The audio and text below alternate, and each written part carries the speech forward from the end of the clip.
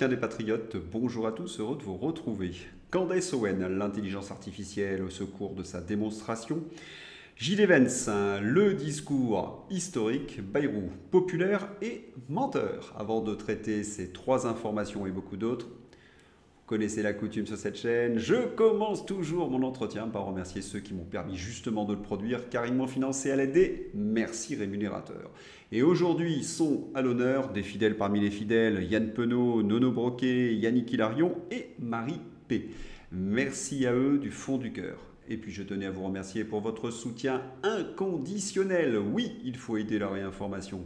Comment faire ? C'est simple, il suffit de lever le petit pouce, écrire de gentils messages et diffuser sur d'autres réseaux sociaux. C'est bon pour les algorithmes. Merci à tous.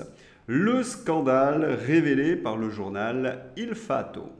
Ainsi, la Commission européenne a inondé d'argent les médias pour les élections européennes de 2024, 132 millions d'euros.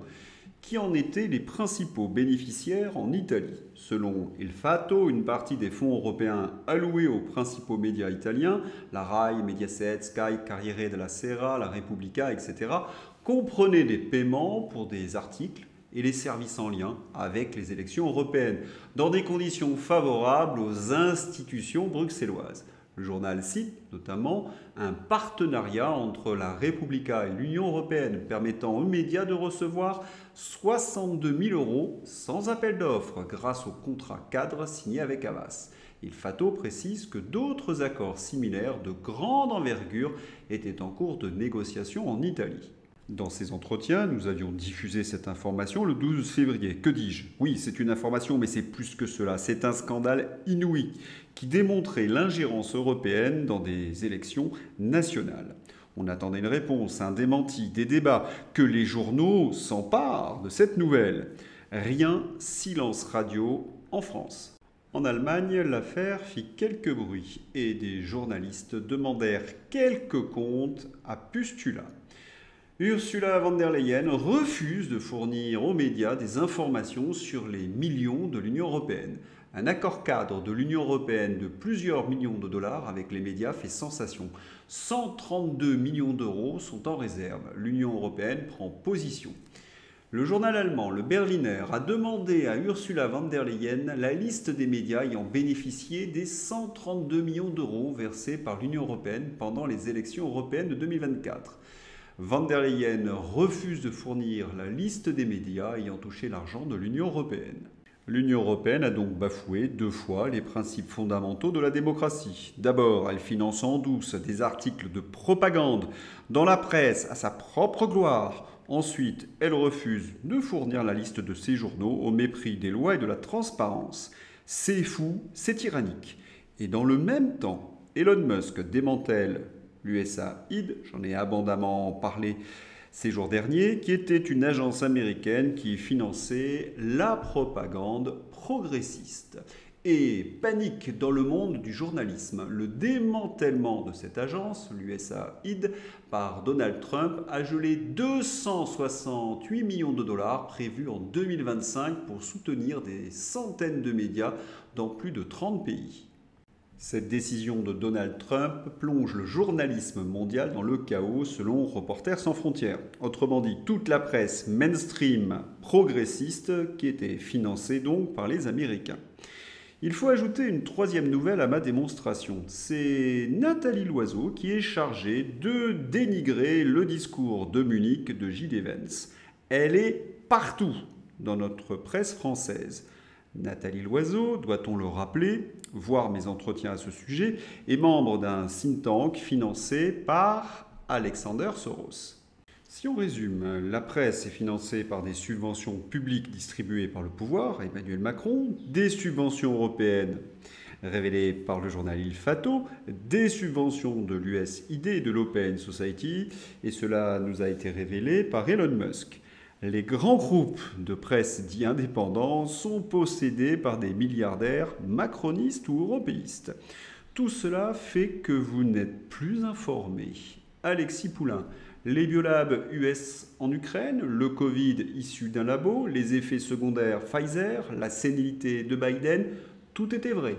Le rôle des fact-checkers et des médias subventionnés était de ridiculiser ces informations capitales comme théorie du complot.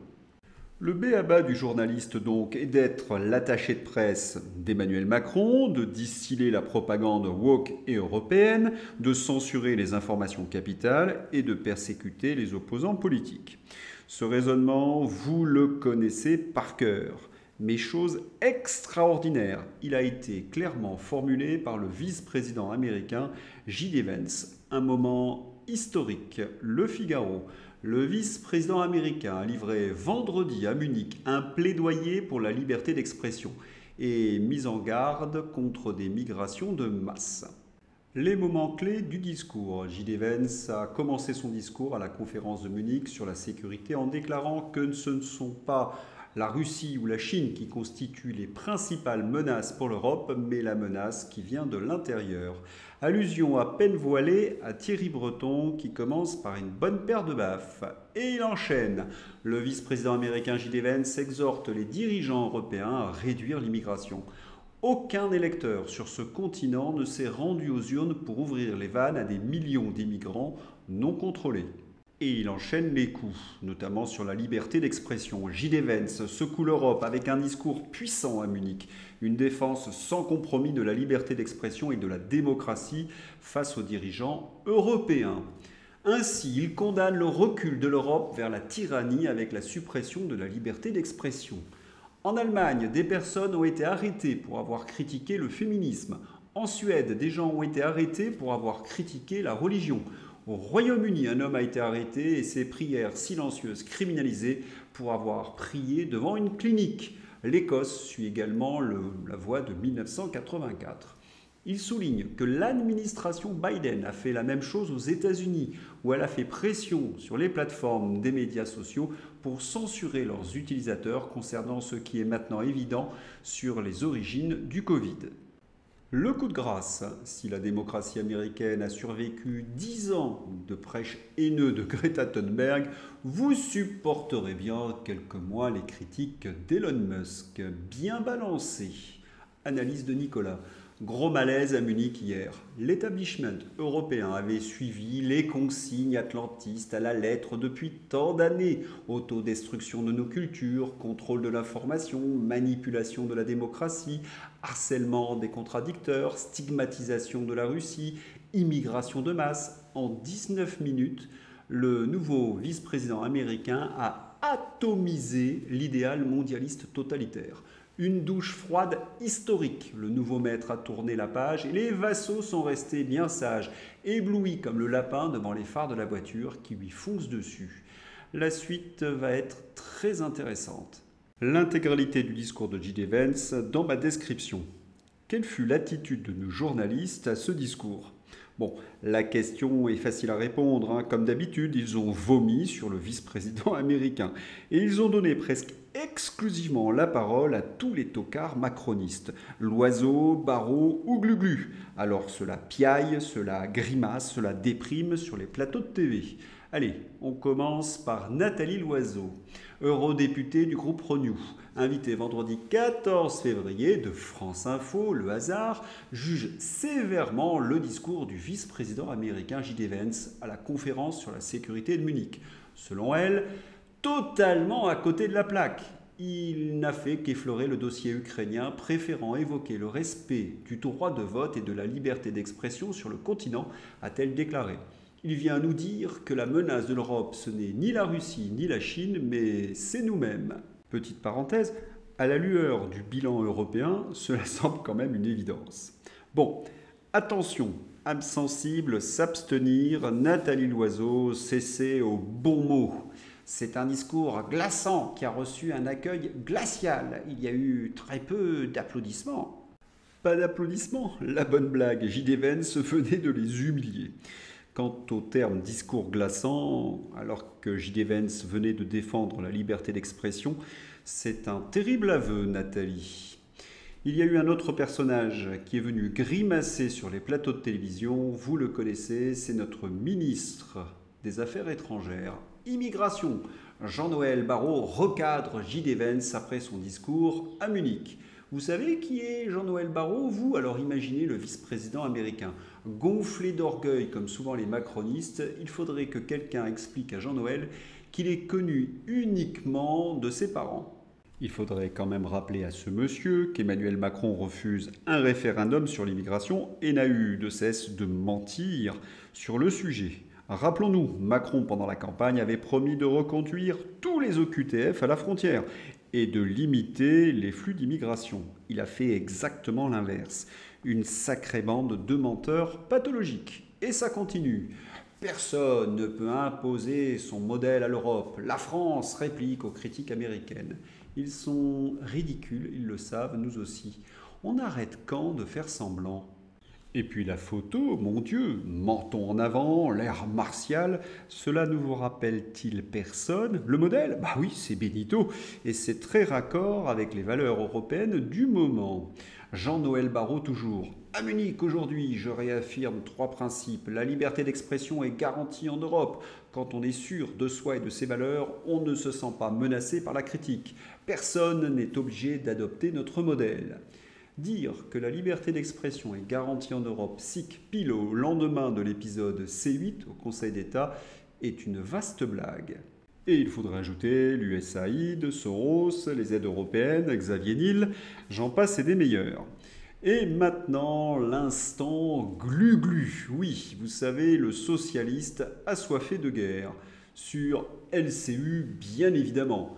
Qu'on agisse le plus rapidement possible, martèle Raphaël Glucksmann. Il veut investir 500 milliards dans une armée européenne. Vas-y, Glu-Glu, on te suit. Tu m'as l'air taillé pour faire la guerre sur le front russe, entre 2 spritz au café de Flore. Va-t-on néanmoins assister à la métamorphose des cloportes? Oui, il faut se méfier, Florian Philippot.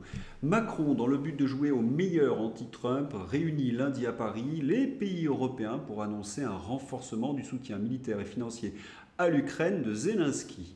Ces dingos seront prêts à nous ruiner, à nous faire entrer en guerre contre la Russie, dans le seul but de faire de l'Union européenne le champion de la contre-révolution mondialiste face à la révolution américaine en cours, face au réveil des souverainetés nationales partout dans le monde, face à la chute du mondialisme. Oui, Frexit, c'est urgent. Et une fois de plus, Zelensky retourne sa veste. Alors qu'il avait accepté la proposition américaine, il la refuse désormais. Dû aux milliards européens, Volodymyr Zelensky refuse la proposition d'accord de l'administration Trump sur les minerais ukrainiens, estimant qu'elle ne protégeait pas à ce stade son pays. Mais combien de temps va durer cette comédie? Un jour la paix, un jour la guerre. En tous les cas, les présidents russes et américains, eux, ont décidé de passer à l'action. Négociation de paix en Ukraine, la rencontre Trump-Poutine pourra avoir lieu dès la fin février en Arabie Saoudite. Lavrov et Rubio, les ministres des Affaires étrangères russes et américains, ont convenu de maintenir la communication afin de supprimer les barrières unilatérales à une coopération commerciale, économique et d'investissement mutuellement bénéfiques héritée de l'administration Biden. Autrement dit, la Russie et les Américains vont reprendre les échanges commerciaux et faire sauter toutes ces sanctions qui avaient été mises en place au début de l'année 2022. Qui sont les dindons de la farce? Les Européens. Et sur le front, l'Ukraine enchaîne défaite après défaite, assaut général dans la vallée de la rivière Volchaïa.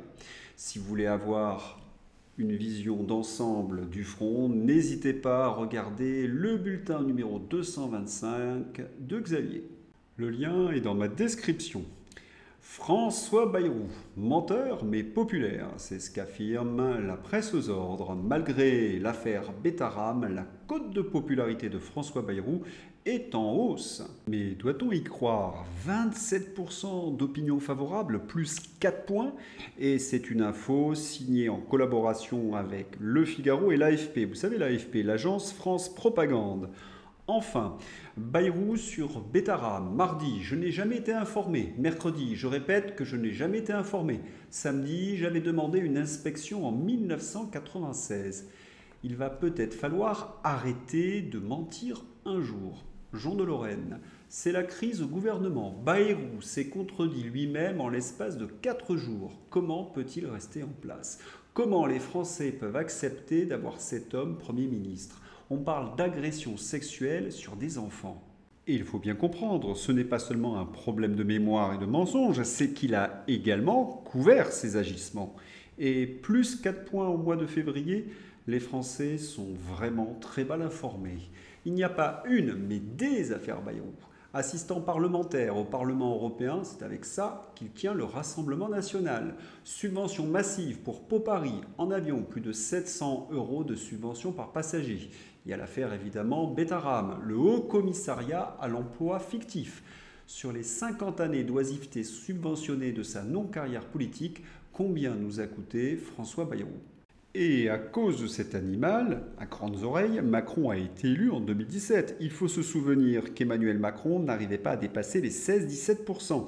C'est le ralliement de François Bayrou qui lui a permis de franchir la barre des 22-23%. Candace Owen utilise l'intelligence artificielle de reconnaissance faciale. Voyons ce que cela donne. Elle commence sa démonstration avec des célébrités. Vous reconnaissez Hillary Clinton, la reine Elisabeth, Diana ou Marine Le Pen. Une photo jeune, une photo âgée. Puis un deuxième lot avec Isabelle Huppert, Kim Basinger, Ségolène Royal ou Dorothée, notamment des femmes qui ont usé de chirurgie esthétique. À plus de 65%, c'est considéré comme probant. L'intelligence artificielle a suffisamment d'éléments de reconnaissance. Alors, est-ce que si on met une photographie de Bribri âgée avec une photo de Bribri jeune, l'ordinateur est capable de la reconnaître? En roulement de tambour. Eh bien oui, à chaque fois à plus de 65%. Il y a également la comparaison de la photographie du jour du mariage de Bribri avec des photographies plus récentes. La reconnaissance faciale ne reconnaît pas vraiment Bribri. Attention, de mise en garde. L'expérience doit être faite sous contrôle d'huissier. Des bidonnages sont toujours possibles, et puis par d'autres intelligences artificielles de reconnaissance faciale. Voilà, ce ne sont pas des preuves décisives, mais par contre, elles nous interrogent. Il faudrait donc que des journalistes exécutent cette expérience sous contrôle d'huissier. On attend avec impatience le prochain numéro de Candace Owens. Allez, c'est l'heure d'ouvrir la page Fantasy avec François Bayrou. Soutien total à François Bayrou, écrit Hude de la Putassière, site parodique. Victime du harcèlement des populistes anti-tout au sujet des petits pipous de Betaram. Ce n'est pas parce qu'il a lancé une inspection à l'époque que cela signifie qu'il était au courant. Marre des complotistes débiles. Le retour des docteurs de plateau. Michel Simès. La nomination de Robert Kennedy Jr. Antivax, c'est dramatique.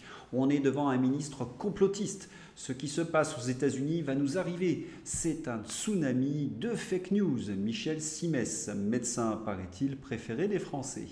Ah, ça fait un bien fou de les entendre braire. Michel Simès, c'est le médecin qui a 2 mots de vocabulaire, complotiste et anti-vax. Sinon, il peut se regarder dans la glace après tous ces mensonges pendant la pandémie et notamment le pchout qui protège la transmission. Bon, j'attends avec impatience le retour de Gilbert Doré. Pour patienter, j'ai Laurent Alexandre. Xavier Niel, c'est un Elon Musk qui ne serait pas foufou, affirme le docteur Laurent Alexandre.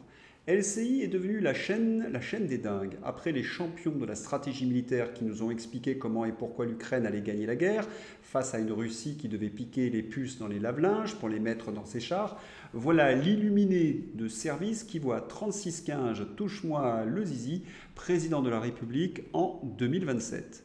Xavier Niel, ex-roi du porno, président en 2027, mais c'est idiocratie. Laurent Alexandre nous déçoit jamais. Le Parisien, nous avons peut-être trop forcé le changement. Pourquoi Disney abandonne l'inclusion et la diversité?